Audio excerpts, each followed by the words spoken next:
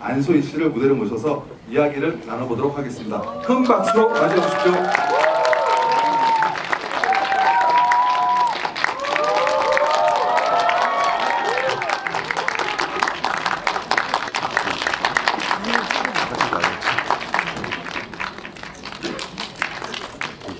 자리에 참석하도록 하겠습니다. 네, 이제 드디어 밀정에 이은 워너브라더스의 두 번째 한국 영화 싱글라이더 개봉을 앞두고 있는데요. 그러고 보니까 이병헌 씨는 두 번의 워너브라더스 한국 영화에 모두 출연하신 그런 배우가 되시는, 이러다 진짜 전속 배우 되시는 거 아닌지 모르겠습니다. 네, 이제 감독님과 배우분들 기분이 어떠신지, 개봉 소감이랑 오늘 참석해주신 관객 여러분들에게 인사를 부탁드립니다. 먼저 감독님께. 네, 안녕하세요. 싱글라이더로 첫 상업영화 데뷔를 한 이주영입니다. 저희가 사실은 일반 시사를 거의 하지 않는데 여러분이 지금 제일 처음으로 보신 관객분들이시고요. 제 소감보다 저는 사실 여러분들의 반응이 더 궁금해서 그리고 여러분들이 보고 싶어하는 배우 많고 보셨는지 만나서 반갑습니다.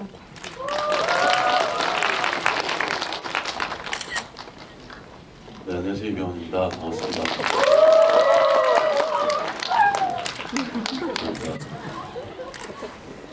감독님이 말씀하신 것처럼 정말 첫 관객분들이세요. 며칠 전에 이제 기자분들이 먼저 보셨는데 오늘 저는 매체 인터뷰들을 많이 했어요, 어제 오늘. 근데 기자분들이 걱정을 하시더라고요.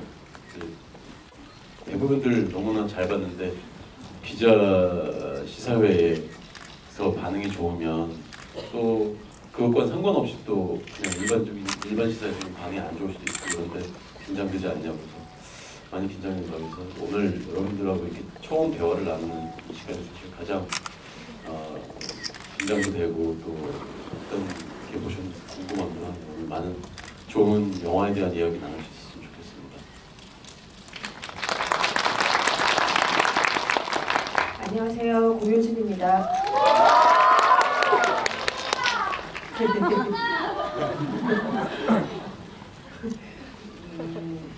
좀 더 자연스럽게 준비해 주세요. 네, 저도 첫 관객분들과 만나려니 굉장히 떨린데요. 항상 이런 자리가 즐겁기도 하면서 또 떨리기도 하고 뭔가 또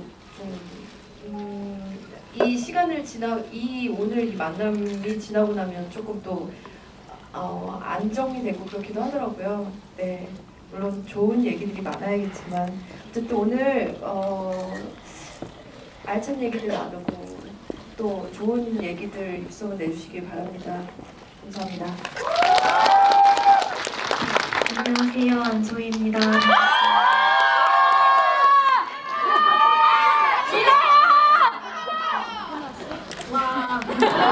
감사합니다. 네. 저보다 자연스럽네요.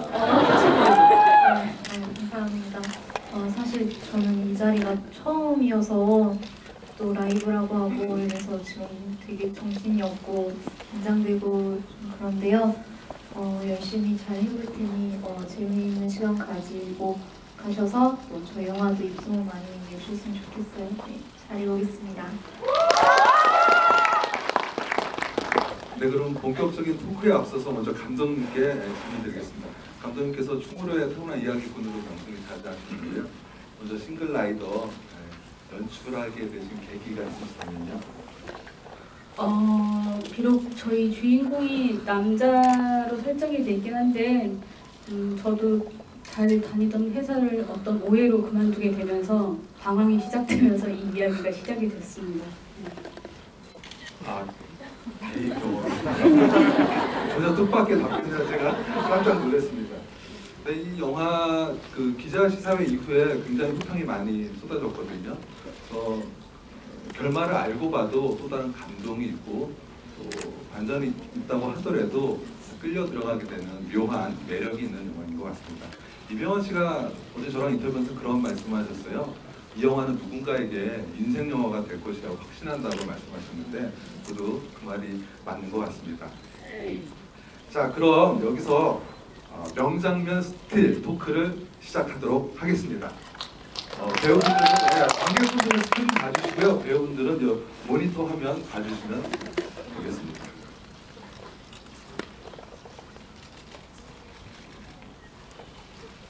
네, 첫 번째 스틸이 나올 건데요. 네, 이병헌 씨죠. 네, 이병헌 씨가 호주 시드니의 오페라 하우스 배경으로 아주 슬픈 눈빛을 짓고 있는 모습입니다. 이병헌 씨가 그 전에 서부 영화 매그니피센트 세븐 찍자마자 바로 돌아오셔서 이 촬영에 돌입하신 거거든요. 그래서 이병헌 씨가 오래간만에 감성적인 영화에 출연하셨는데요. 이 영화에 출연하신 이유라든가 설명 부탁드리겠습니다. 시나리오를 처음 받은 건 사실 한참 전이었어요. 근데 처음 시나리오를 읽고 아무 말을 할 수 없을 정도로 저는 먹먹해졌고 또 너무나 완성도 있는 감성적인 그런 영화 시나리오를 읽고서 정말 너무 그동안 내가 이런 장르에 목말라 있었구나라는 생각이 들었어요. 맞아, 어쩌면 물론 장르에 대한 그런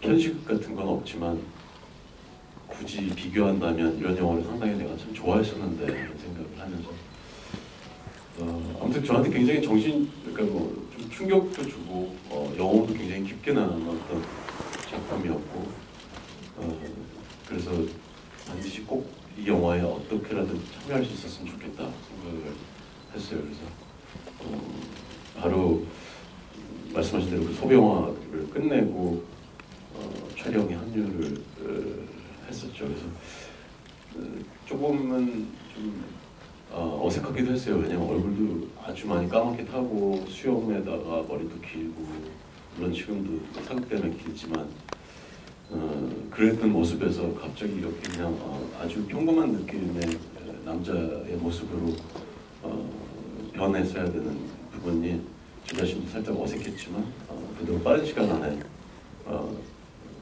이 인물에 젖어들기 위해서 집중했었던 것 같아요. 네, 이병헌 씨 연기 대단하죠? 네.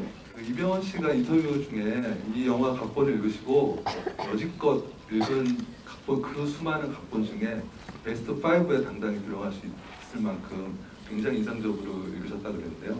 제가 영화를 완성된 영화를 보니까 이병헌 씨 영화 출연작 중에 전체적으로 베스트 5 안에 들어갈 수도 있는 영화라고 그런 생각이 들었어요.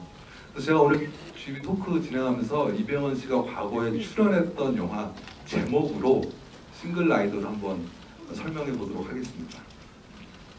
달콤한 인생을 위해 성공과 출세에 중독된 강재훈이 그해 여름 호주로 아내와 아들을 만나러 갔다가 누구에게나 비밀은 있다는 것을 알게 되고 또 알려주는 이야기.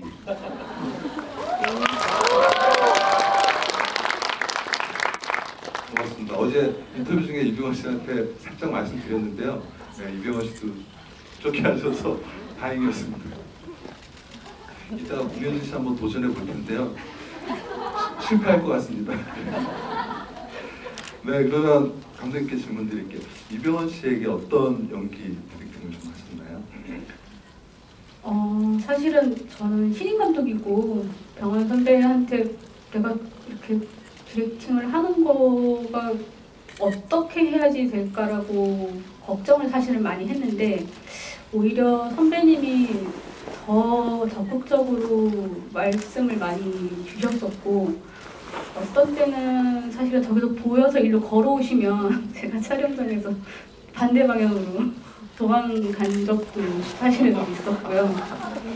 그리고 디렉팅보다도 정말 선배님이랑은 보셔서 아시겠지만 장면이 굉장히 많아요. 그래서 거의 매일 같이 있었고요. 계속 촬영이 끝나고도 제가 알기로는 시나리오가 제가 이렇게 두껍진 않아요. 근데 그걸 매일 그걸 다 한 번씩 계속 보시고 주무신다고 해서 사실은 저는 좀 안 믿었었거든요. 근데 매니저분한테 몰래 물어보니까 진짜로 매일 밤에 그러니까 그렇게 많이 보시고 고민하고 오시고 저랑 또 얘기 많이 하시고 하니까 뭐 본인이 느끼는 대로를 보고 거의 저랑은 그런 따로 막 감독이니까 이렇게 고개를 하세요 뭐 이런 거는 사실은 없었던 것 같고요. 그리고 아까 효진 씨 말씀처럼 연기의 신이라서 예, 굉장히 많이 배웠어요 저도 스스로. 예. 네, 박수 한번 부탁드립니다. 감독님도 신인 감독이신데 굉장히 이야기를 편하게 끌고 가는 힘이 대단하시죠. 그리고 CF 감독도 하셔가지고 호주의 영상을 굉장히 잘 담아낸 것 같습니다. 그리고 이제 두 번째 스틸컷 보도록 하겠습니다. 네, 이 장면에서 어떤 관객분들은 하고 소리를 지르셨다고 하는데 굉장히 이병헌 씨가 뺨을 어느 투자자에게 굉장히 세게 맞는 장면이었어요. 무척 리얼한데요. 근데 제가 들으니까 맞은 곳은 얼굴인데 손을 좀 다치셨다고 얘기를 들어가지고요. 네, 설명 좀 부탁드릴게요. 실제로 영화를 찍을 때 정말로 얼굴을 때리는 경우도 많은데 그렇게 하면 사실 진짜 세게 맞은 것 같은 느낌이 안 들 때가 많아요. 진짜로 뺨을 치면. 그래서 액션 영화를 많이 찍었었기 때문에 좀 더 효과적으로 보일 수 있는 방법을 생각을 했어요. 그래서 저희 진짜 맞는 건 아니에요.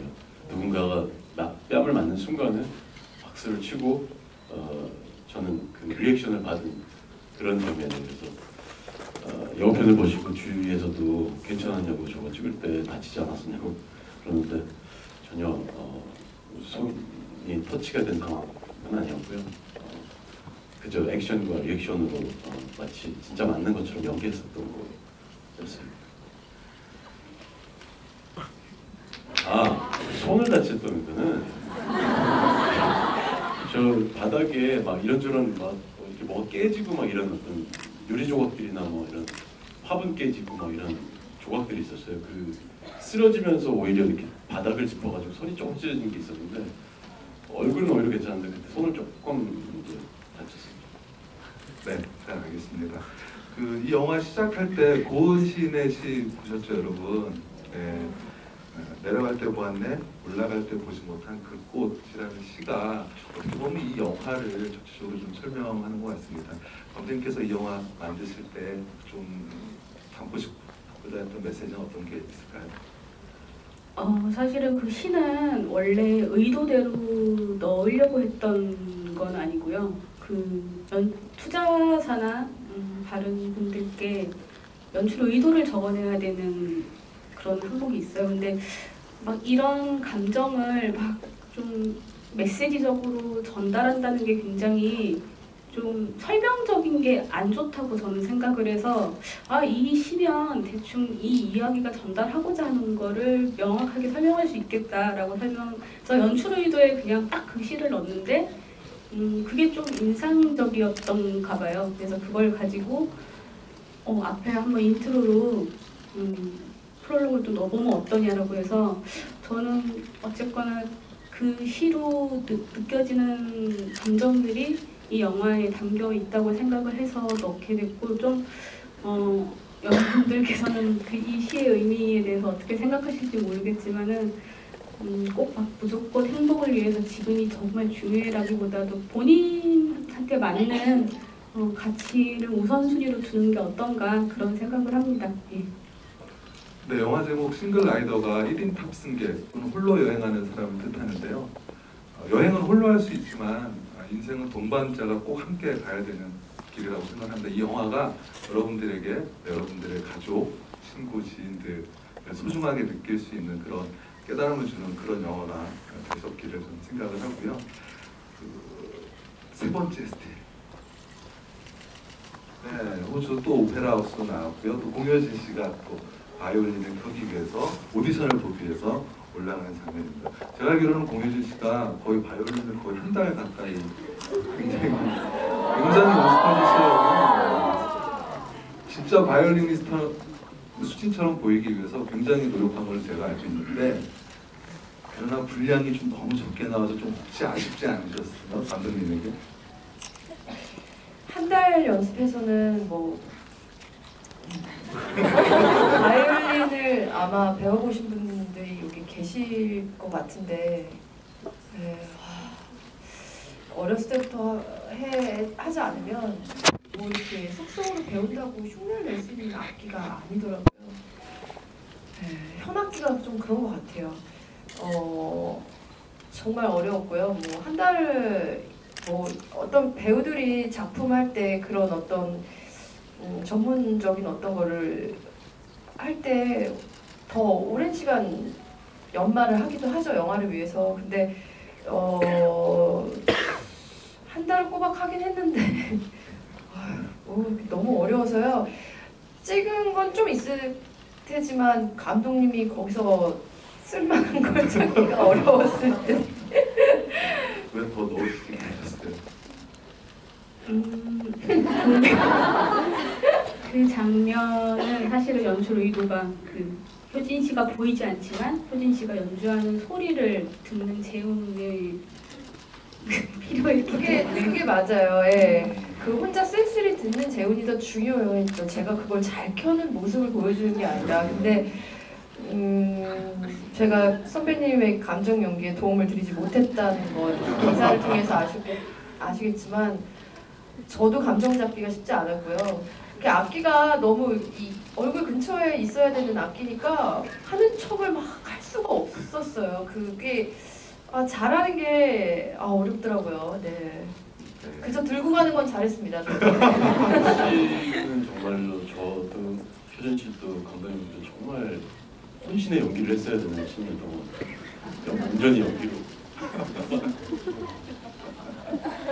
이 시드니하우스나 호주의 하버브리지 이런 거 촬영장 빌리는 것도 굉장히 어려웠는데 다 이병헌 씨 월드스타 그 명성으로 다 반값에 빌리시고 그럴 정도로 월드스타의 이병헌 씨가 촬영에 큰 도움을 준 걸로 알고 있어요. 그래서 전 처음 듣는 얘기예요. 사실 그때 효진 씨가 컬투쇼에 나왔을 때 그 얘기를 했는데 지금 처음 듣는 얘기였어요. 그래요? 저희 영화에서 제일 비싼 컷이거든요. 저 오페라 하우스 배경이. 근데 영광스럽게도 선배님도 저도 저 안에 담길 수 있었어서 그리고 또 안에 실내 촬영도 했거든요. 그래서 저는 저기서 유학하면서 살았는데도 저는 근처에 가보지 못하는 곳이었는데 안에도 들어가보고 좋았어요. 네, 알겠습니다. 여러분 공연진 씨 영화 많이 보셨죠? 공연진 씨가 여성 감독 중에 꽤 많은 영화를 찍으셨어요. 소와 함께 여행하는 법의 임순례 감독님, 그리고 미송담의 이경미 감독님, 그리고 미싱의 이현희 감독님의 또 여성 감독님과 또 호흡을 맞추시게 됐네요. 이러다 한국에 있는 모든 여성 감독 전부 다 섭렵하시는 게 아닐지 모르겠는데요. 맞아요. 지금 이대로가 좋아요라고 부지영 감독님이랑도 해서 한 5작품 이렇게 줄줄이 계속 뵙고 있는데요. 이주영 감독님 좀 어떠셨어요? 다른 여성 감독님들의 여성 감독님들과 남성 감독님들이 차이가 있어요. 다르신데 장점, 단점이 다 다르게 계시죠. 근데 이주영 감독님은 치치랑 비슷해요. 치치랑 비슷해요. 굉장히 재밌고 그런 치치 이제 눈썹에 아기 눈썹에 이렇게 테이프 붙인 그런 아주 귀여운 그런 씬들도 대본에 붙어 있었거든요. 그리고 그러니까 치치처럼 좀 뭐랄까 경계심도 있으시고요. 그렇지만 또 흥미로운 것을 끝까지 쫓아가는 어떤 그런 뚝심도 있으시고 그리고 또 어떤 굉장히 좀 재치 있는 센스도 있으세요. 예. 그냥 치치 같아요. 저는 보면서 치치 같다 우리 감독 생각했어요. 저는 어떠세요? 치치 같다는 되게 좋은데 왠지 또 기분이 왜냐면 이 세 분이 치치 연기 안 돼서 좀 되게 힘들어하셨는데 제가 그렇게 힘들었나 싶기도 하고 다시 저를 돌아볼 수 있는 기회를 주신 효진 씨께 감사드립니다. 앞으로 좀 더 지능이 좋은 동물과 비유될 수 있도록 노력할게요. 잘 삐지세요. 네, 저 정말 이거 준비하는